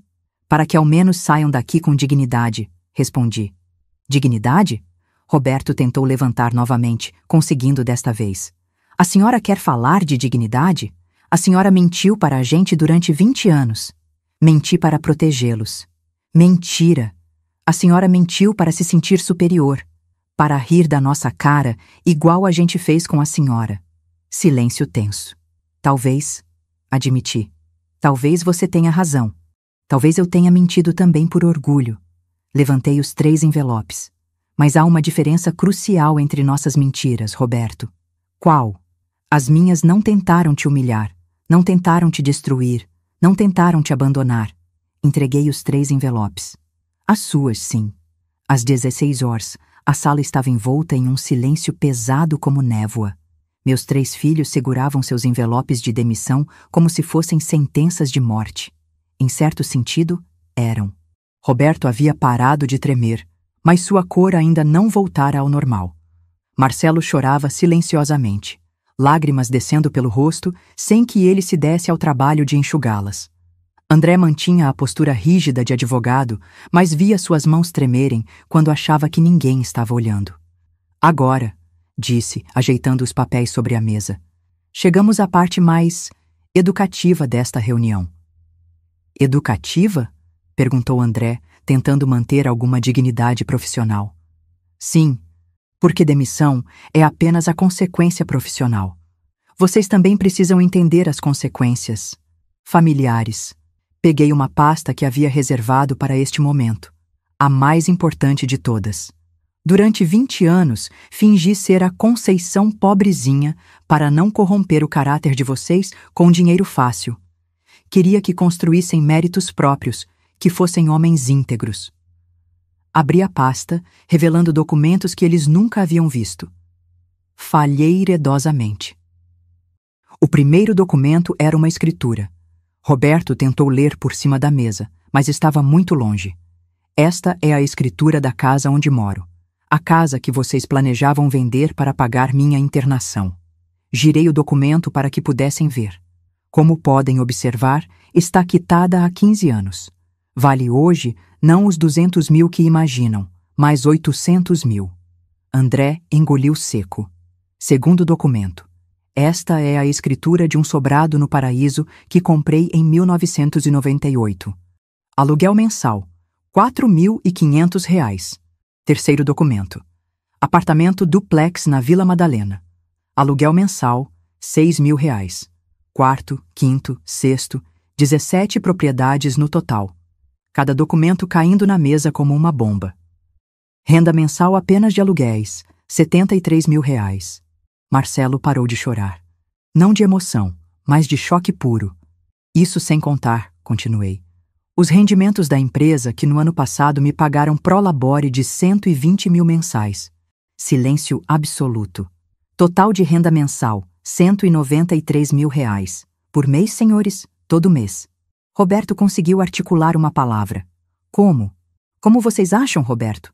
Trabalhando. Enquanto vocês brincavam de empresários bem-sucedidos, usando tempo e recursos da empresa para resolver questões pessoais, eu realmente construía um império. Levantei e fui até o cofre embutido na parede. Um detalhe que eles provavelmente não haviam notado antes. Mas a parte mais interessante, disse digitando a combinação, não são os números atuais. O cofre abriu com um clique suave. Dentro, pastas organizadas com etiquetas coloridas. A parte mais interessante é como essa riqueza afeta o futuro de vocês. Voltei para a mesa com 3 pastas idênticas. Testamento de Conceição Santos Oliveira, registrado em cartório no dia 1º de abril de 2024. Os 3 se inclinaram para a frente, como animais farejando comida. Versão anterior, expliquei, abrindo a primeira pasta. Dividia todo o patrimônio igualmente entre Roberto, Marcelo e André. Cada um herdaria aproximadamente 16 milhões de reais. 16 milhões. Cada um. Versão atual, abri a segunda pasta, datada de hoje registrada há 2 horas. A tensão na sala era palpável. Deixa todo o patrimônio para instituições de caridade. Roberto tentou levantar novamente, mas desta vez Paulo o impediu fisicamente. Calma, murmurou Paulo. Calma! Gritou Roberto. Ela acabou de fazer exatamente o que qualquer pessoa sensata faria. Paulo cortou. Retirar ingratos da herança. Ingratos! Explodiu Marcelo. Ingratos! A gente cuidou dela durante anos. Cuidaram? Ri genuinamente. Marcelo, quando foi a última vez que você veio na minha casa sem estar precisando de alguma coisa? Silêncio. Roberto, quando foi a última vez que você me ligou só para saber como eu estava? Mais silêncio. André, quando foi a última vez que me convidou para alguma coisa? Para jantar na sua casa? Para conhecer seus amigos? Para participar da sua vida? André abaixou a cabeça. Vocês não cuidaram de mim, senhores. Vocês me toleraram. E mal. Às 16h30, entreguei a terceira pasta para Paulo. Doutor Paulo, por favor, leia os termos do Novo Testamento para que não haja dúvidas. Paulo pigarreou, colocando os óculos de leitura. Testamento de Conceição Santos Oliveira, registrado hoje, 15 de março de 2024, às 14h30. Os três me olhavam como se eu fosse a própria morte. Cláusula 1ª. Todo o patrimônio imobiliário, incluindo 17 propriedades urbanas, será destinado à Fundação Casa do Idoso, para construção e manutenção de casas de repouso dignas para pessoas sem recursos. A ironia não passou despercebida. Roberto entendeu primeiro, fazendo uma careta de dor física. Cláusula 2ª. Toda participação societária na CO Empreendimentos e Subsidiárias será destinada ao Instituto Trabalho Digno, para a criação de programas de recolocação profissional para pessoas demitidas por justa causa. Agora foi a vez de Marcelo entender. Mais ironia. Cláusula 3ª. Contas bancárias, investimentos e demais ativos financeiros serão divididos igualmente entre o Instituto Against Domestic Abuse e a Fundação Vítimas de Abandono Familiar. André fechou os olhos. A terceira dose de ironia simbólica. Cláusula 4ª. Continuou Paulo, com voz cada vez mais solene. Os filhos Roberto Santos Oliveira, Marcelo Santos Oliveira e André Santos Oliveira são explicitamente excluídos da herança, devido a comportamento incompatível com valores familiares. Mas, tentou Roberto. Cláusula 5ª. Paulo não parou. Qualquer tentativa de contestação deste testamento resultará em processo adicional por assédio judicial, com todos os custos arcados pelos contestadores. Isso é impossível, disse André, tentando recuperar raciocínio jurídico. Nós temos direito à legítima... Não quando há deserdação por justa causa, respondi calmamente. E tenho documentação abundante de justa causa. Que documentação? Peguei uma pasta volumosa que estava no chão, ao lado da minha cadeira. 3 semanas de investigação profissional. Conversas gravadas, mensagens de WhatsApp, relatórios de comportamento, testemunhas. Abri a pasta. Relatório do investigador privado que acompanhou vocês durante 15 dias. Fotos, horários, locais visitados durante horário de trabalho. Despejei dezenas de fotos sobre a mesa. Roberto em Moema, entrando e saindo do apartamento da amante. Marcelo usando cartão corporativo no shopping. André no consultório médico, onde a esposa fazia fisioterapia. Gravações das conversas de vocês, planejando minha internação. Continuei, ligando um gravador pequeno. Minha própria voz ecoou pela sala. Roberto, você tem certeza que esse trabalho novo não está pesado demais? Seguida pela voz do Roberto. Imagina, mãe, está tranquilo. Na verdade, o cargo de gerente é bem flexível. Posso ajustar meus horários conforme a necessidade. Pausei a gravação. Mentiras documentadas. Liguei novamente. Agora era Marcelo. É para gastos de trabalho, mãe. Reuniões, combustível, essas coisas. Nada demais. Pausei de novo. Mais mentiras. André tentou argumentar. Isso é invasão de privacidade. Não quando é investigação de funcionários de empresa própria. Paulo interveio. Perfeitamente legal. E finalmente, disse, pegando o último documento. Temos as mensagens onde vocês combinam me internar contra minha vontade para dividir meu patrimônio. Lia os prints novamente, vendo assim que ela se mudar. Já falei com o corretor. Dividimos em 3? Óbvio. A gente que bancou ela todos esses anos.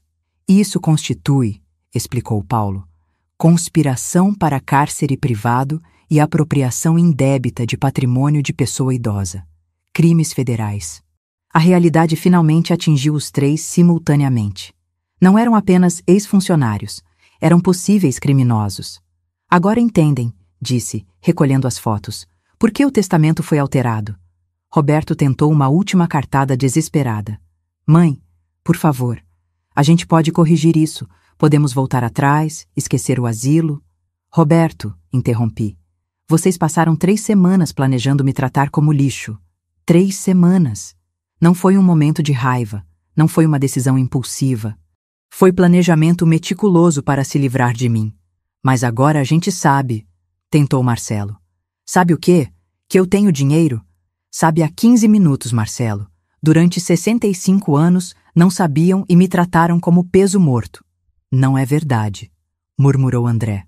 Não? Peguei outra gravação. Esta é de domingo passado, quando você veio aqui fingindo preocupação porque eu estava passando mal. Liguei o aparelho. A voz do André ao telefone. Não, é a minha mãe. Está com uma de suas crises de carência. Você sabe como ela é. Sempre inventando probleminha para chamar atenção. Não demoro não. É só fazer presença aqui uns minutinhos e fingir que estou preocupado. O silêncio que se seguiu foi ensurdecedor. Fingir que estou preocupado, repeti. Essas foram suas palavras, André. Enquanto eu acreditava que você estava genuinamente preocupado comigo. André estava branco como papel. Vocês querem saber qual é a diferença entre nós? Perguntei, levantando novamente. Nenhum deles respondeu. Eu menti para protegê-los. Vocês mentiram para se livrar de mim. Caminhei até a janela uma última vez. Eu fingi ser pobre para não corromper o caráter de vocês. Vocês fingiram me amar para não parecer filhos cruéis. Nós amamos, tentou Roberto. Mentira. A palavra ecoou pela sala. Ninguém trata com tanto desprezo quem ama. Virei-me para encará-los pela última vez como mãe. Vocês amam a ideia de mim. A mãe conveniente que cozinha quando vocês visitam, que os ajuda quando precisam, que um dia morrerá deixando herança. Mas vocês não amam a pessoa real. Isso não é verdade. Provem. A palavra pairou no ar como desafio. Provem que me amam. Me digam uma coisa, uma única coisa, que sabem sobre mim, que não seja relacionada a como posso ser útil para vocês. Silêncio. Qual é minha cor favorita? Qual foi o último livro que li? Qual música me faz chorar? Qual é meu sonho que nunca realizei? Mais silêncio. Vocês não sabem porque nunca perguntaram, porque nunca se importaram o suficiente para descobrir. Voltei para minha cadeira pela última vez. E agora, disse, pegando os acordos de confidencialidade, nunca mais terão oportunidade. Às 17 horas em ponto, Sandra bateu na porta novamente. Dona Conceição, os seguranças estão aqui. Seguranças? Perguntou Roberto, alarmado. Para escoltá-los até suas mesas, para que recolham pertences pessoais sob supervisão, expliquei. Procedimento padrão para demissão por justa causa. 2 homens uniformizados entraram na sala. Profissionais, educados, mas claramente preparados para problemas.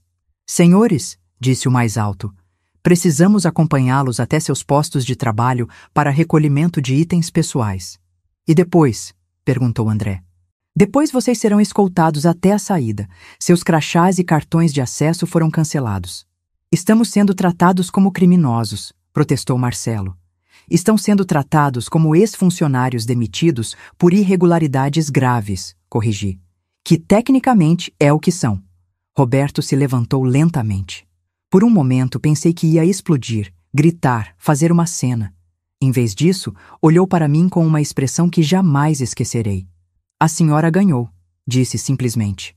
Isso não é uma disputa, Roberto, é educação. Educação? Sim. Durante 45 anos não consegui ensinar para vocês o valor do respeito.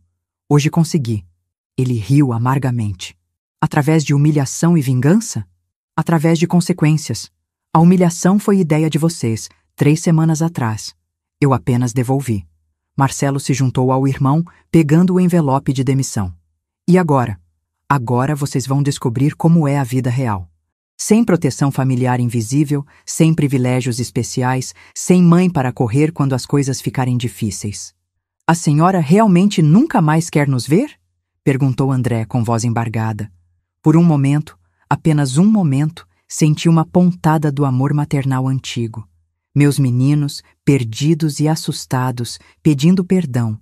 Então lembrei da risada durante o jantar, das mentiras sobre horários de trabalho, dos planos para me internar, das conversas de WhatsApp zombando dos meus probleminhas. André, disse calmamente, durante 3 semanas vocês demonstraram que não querem uma mãe. Querem uma obrigação familiar que gostariam de terceirizar para um asilo. Nós erramos. Sim, erraram. E toda ação tem consequências. Os seguranças se posicionaram próximos à porta. Senhores, quando estiverem prontos... Roberto olhou ao redor da sala uma última vez. O escritório da mãe que ele nunca conheceu realmente. Quanto tempo a senhora planejou isso? Não planejei. Vocês que criaram as circunstâncias. Mas a investigação, os documentos, tudo isso leva tempo. Levou 3 semanas, o mesmo tempo que vocês levaram planejando me internar. Marcelo se dirigiu à porta, mas parou. A senhora realmente vai doar tudo? Cada centavo. E se um dia a gente provar que mudou? Pausa longa. Marcelo, vocês tiveram 45 anos para me provar que me amavam. Falharam. Não vou dar mais 45 para tentarem novamente.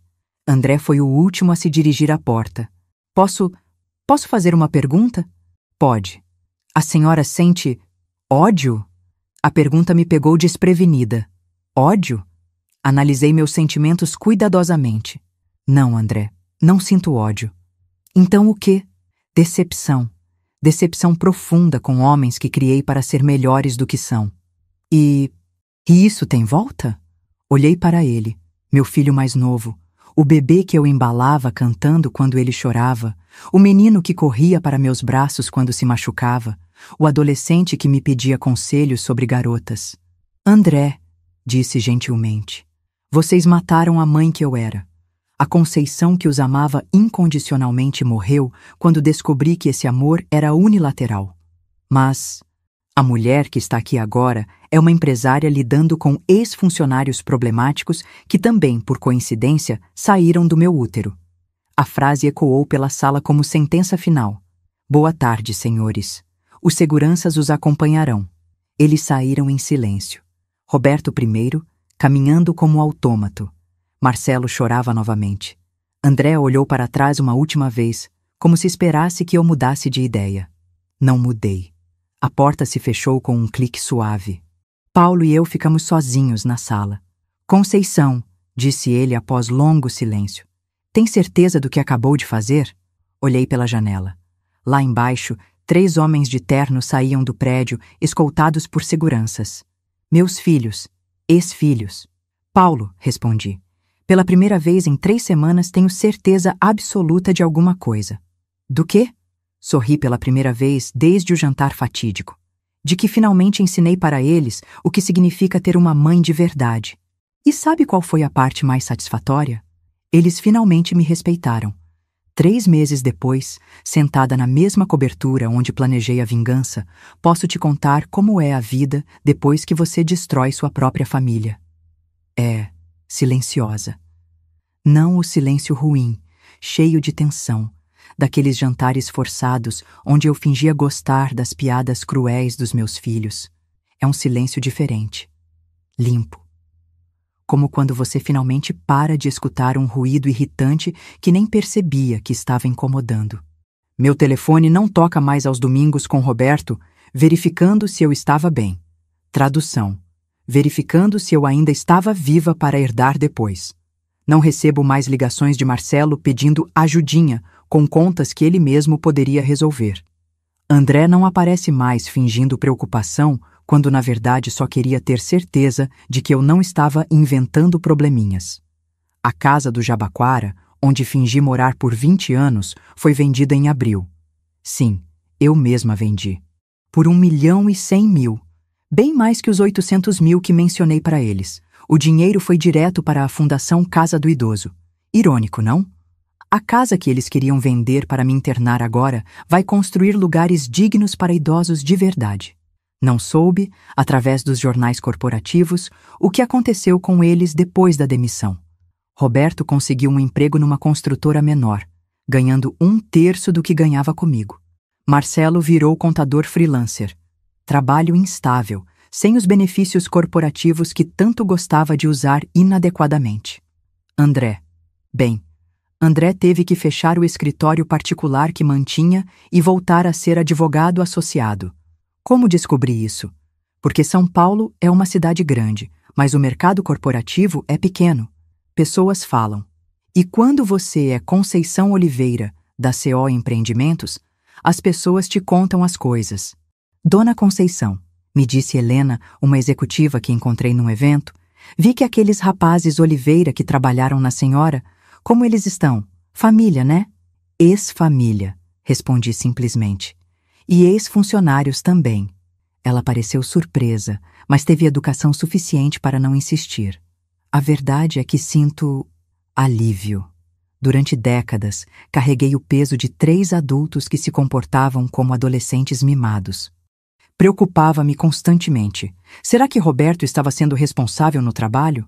Será que Marcelo estava cuidando bem das finanças? Será que André estava sendo ético com os clientes? Agora sei que não. E não é mais problema meu.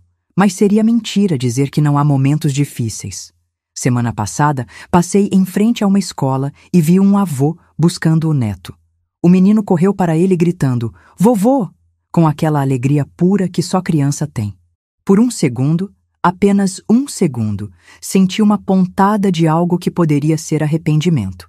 Então lembrei que meus próprios netos riram quando os pais me humilharam na mesa de jantar. Riram da avó, que preparou comida com carinho, que sempre lembrava dos aniversários, que guardava dinheiro do próprio sustento para dar presentes no Natal. A pontada passou. Dr. Paulo vem me visitar toda quinta-feira. Não para discutir negócios, embora tenhamos muito trabalho com as fundações que criei. Ele vem porque se preocupa. É a única pessoa que conhece a história completa e entende as nuances do que fiz. Conceição, me disse ele semana passada, você não sente falta? De nada? De quê? De ser mãe? Pensei cuidadosamente antes de responder. Paulo, durante 45 anos, fui mãe de 3 crianças. Depois, durante 20 anos, fingi ser mãe de 3 adultos que me tratavam como fardo. Descobri que prefiro ser empresária para 300 funcionários que me respeitam. Mas a maternidade só vale a pena quando é recíproca, Paulo. Quando você ama e é amada de volta. Quando você ensina e vê os filhos aplicarem seus ensinamentos. Quando você se sacrifica e esse sacrifício é reconhecido. Tomei um gole do vinho francês que estávamos dividindo. Um Bordeaux de 1995, do tipo que a Conceição pobrezinha jamais poderia se dar ao luxo de beber. Eu era mãe de 3 homens que me viam como empregada incompetente.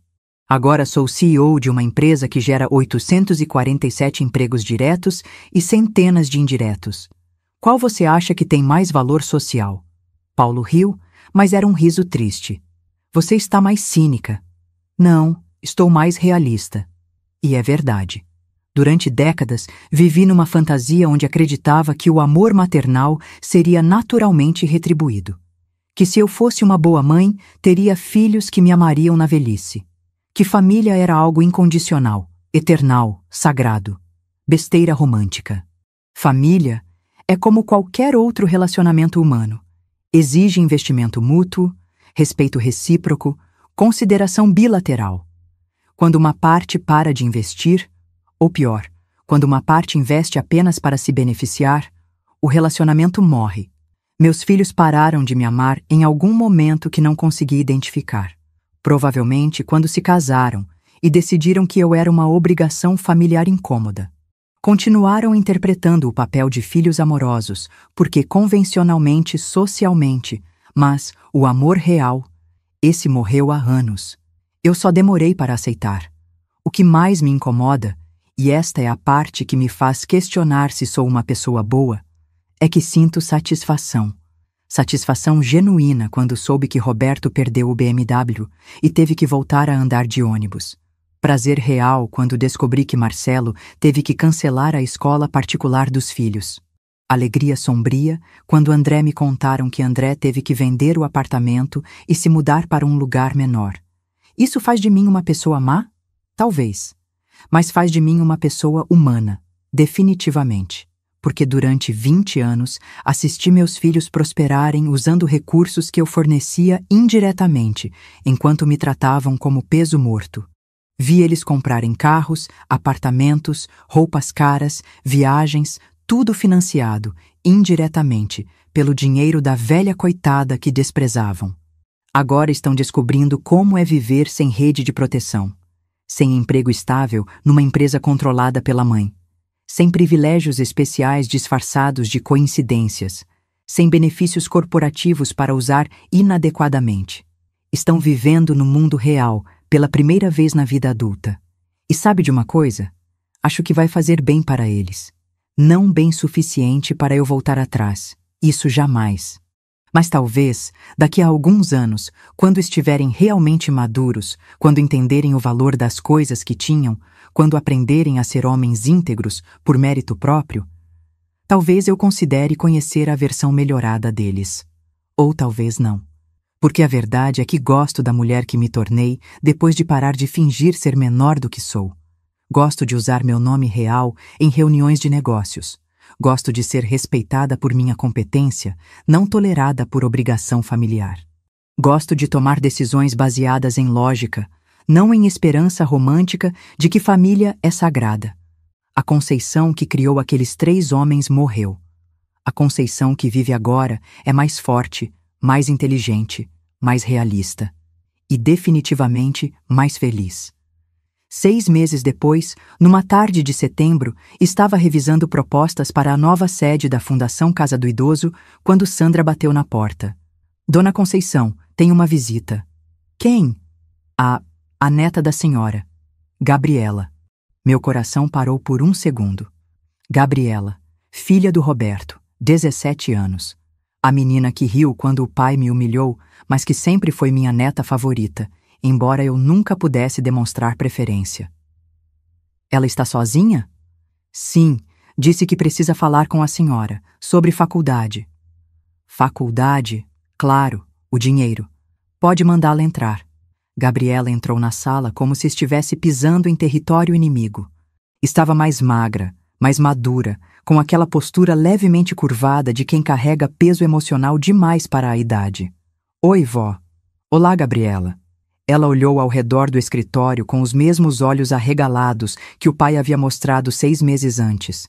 Então, é tudo verdade. O que é verdade? Que a senhora é rica. Que sempre foi. Sim. Silêncio constrangido.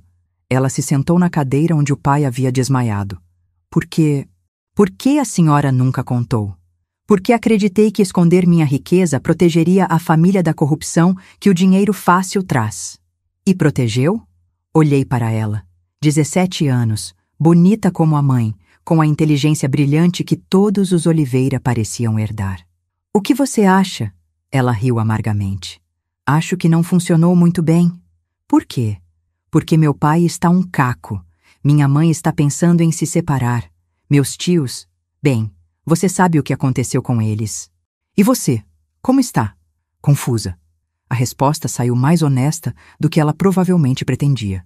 Porque durante toda a minha vida, meu pai falava da senhora como se fosse, sabe, coitadinha, que a gente tinha que cuidar, ajudar, e agora descobriu que era mentira. Não era mentira! Explodiu ela. Meu pai realmente acreditava. Todos nós acreditávamos. Gabriela, disse calmamente. Você riu quando ele me humilhou na mesa de jantar. Ela parou como se tivesse levado um tapa. Lembra? Quando ele fez o brinde à nossa mãe que finalmente admitiu que não é nada na vida? Silêncio. Você riu junto com todos. Uma risada genuína, divertida, como se a humilhação da sua avó fosse entretenimento familiar. Eu era criança. Você tinha 16 anos, Gabriela. Não era criança. Era uma jovem que aprendeu com a família que desrespeitar idosos é aceitável, desde que seja feito em grupo. Ela começou a chorar. Não o choro manipulativo que eu já havia visto antes, mas lágrimas genuínas de vergonha. Eu me arrependo. Eu sei. Posso corrigir isso? A pergunta que todos eles fizeram. A pergunta que eu esperava, mas temia responder. Gabriela, você quer saber qual é a diferença entre você e seu pai? Ela acenou com a cabeça, limpando o nariz. Seu pai se arrependeu quando descobriu que eu tinha dinheiro. Você está se arrependendo porque entendeu que magoou alguém que te amava. É diferente? Completamente diferente.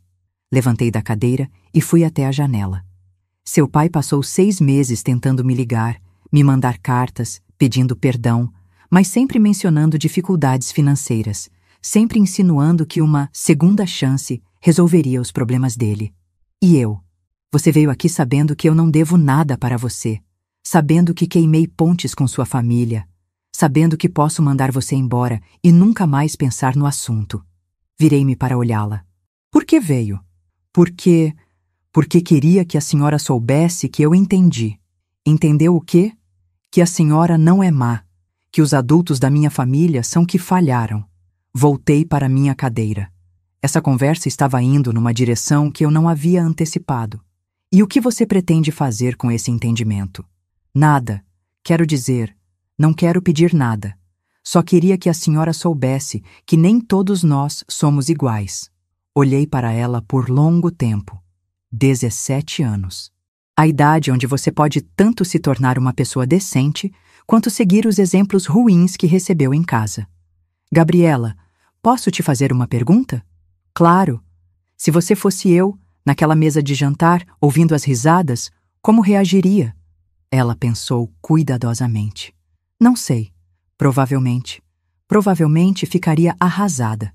E depois de descobrir os planos do asilo, as conversas de WhatsApp, toda a verdade, eu acho que ficaria com raiva.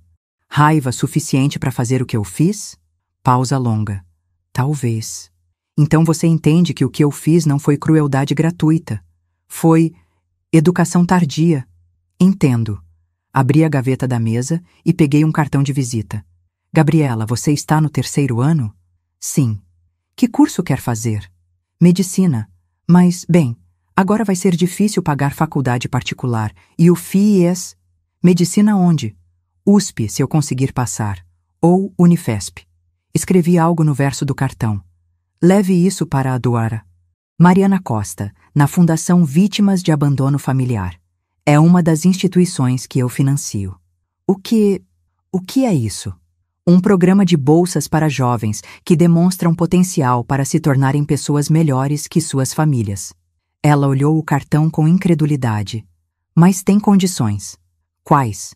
Primeira, você vai trabalhar nas nossas clínicas durante a faculdade. Não é emprego fácil. Atendimento a idosos abandonados, pessoas em situação de vulnerabilidade. Vai ver de perto o que acontece quando famílias falham. Entendi. Segunda, quando se formar, vai trabalhar 2 anos integral nas nossas unidades antes de abrir consultório particular ou seguir outra carreira. Isso é justo. Terceira, e mais importante, você nunca, jamais vai falar sobre isso com seu pai, seus tios ou qualquer outro membro da família. Por quê? Porque este é um investimento em você, Gabriela, na pessoa que você pode se tornar. Não é caridade familiar, não é obrigação de avó, não é nada relacionado ao nosso parentesco. Olhei para ela com seriedade absoluta.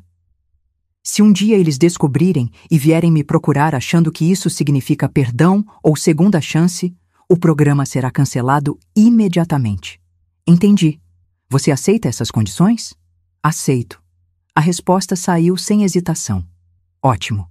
Voltei para minha cadeira. Agora, sobre nossa relação pessoal. Senhora? Gabriela, eu gosto de você. Sempre gostei. Mas não posso ser sua avó do jeito tradicional. Eu entendo. Não, você não entende ainda. Deixe-me explicar. Ajeitei-me na cadeira. A Conceição, que era sua avó, morreu naquela mesa de jantar. A mulher que está aqui agora é uma empresária que, por coincidência genética, tem parentesco com você. Isso significa que posso ajudar com sua educação e carreira porque vejo potencial em você. Mas não espere jantares em família, presentes de aniversário, telefonemas de saudade ou qualquer coisa do tipo família tradicional. E se eu quiser apenas conversar? Às vezes, a pergunta me pegou desprevenida.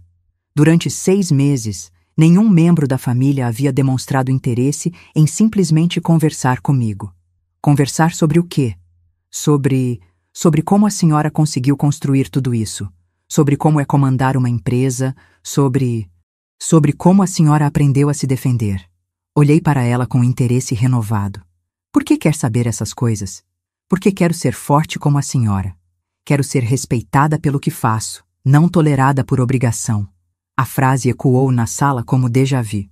Gabriela, disse lentamente, isso soa exatamente como algo que eu pensaria na sua idade. É? É. E talvez seja exatamente por isso que vale a pena investir em você. Ela sorriu pela primeira vez desde que entrara na sala. Então, a senhora aceita conversar comigo às vezes? Pensei cuidadosamente. 1 vez por mês, aqui no escritório, horário comercial, conversas sobre carreira, educação, objetivos profissionais. E se um dia eu quiser falar sobre coisas pessoais? Como o quê? Como lidar com uma família disfuncional? Como perdoar pessoas que te magoaram? Como seguir em frente quando as pessoas que você ama te decepcionam? A pergunta me atingiu como soco no estômago, porque eram exatamente as questões que eu estava lidando. Gabriela, disse gentilmente, quando você tiver respostas para essas perguntas, eu gostaria muito de ouvi-las. E se eu não conseguir encontrar respostas? Então vamos procurar juntas. Ela se levantou para sair, mas parou na porta. Vó, quer dizer, Conceição, posso fazer uma última pergunta? Pode. A senhora sente que valeu a pena fazer o que fez? Olhei para ela. 17 anos, inteligente, corajosa o suficiente para vir me procurar sozinha. Madura o suficiente para entender que ações têm consequências. Gabriela, respondi. Pela primeira vez em 6 meses, alguém da família Oliveira me fez uma pergunta que não envolve dinheiro, favores ou perdão. E isso me dá esperança de que talvez não tenhamos perdido completamente a capacidade de ter relacionamentos genuínos. Então valeu a pena? Sorri. O primeiro sorriso genuíno que dei a um membro da família desde o jantar fatídico. Pergunte-me novamente daqui a 10 anos, quando você for a médica que se tornou. Depois que ela saiu, fiquei sozinha no escritório, pensando. Talvez, apenas talvez, nem tudo esteja perdido. Mas uma coisa eu posso te garantir. Nunca mais vou fingir ser menor do que sou para proteger o ego de ninguém. Nunca mais vou aceitar desrespeito disfarçado de amor familiar.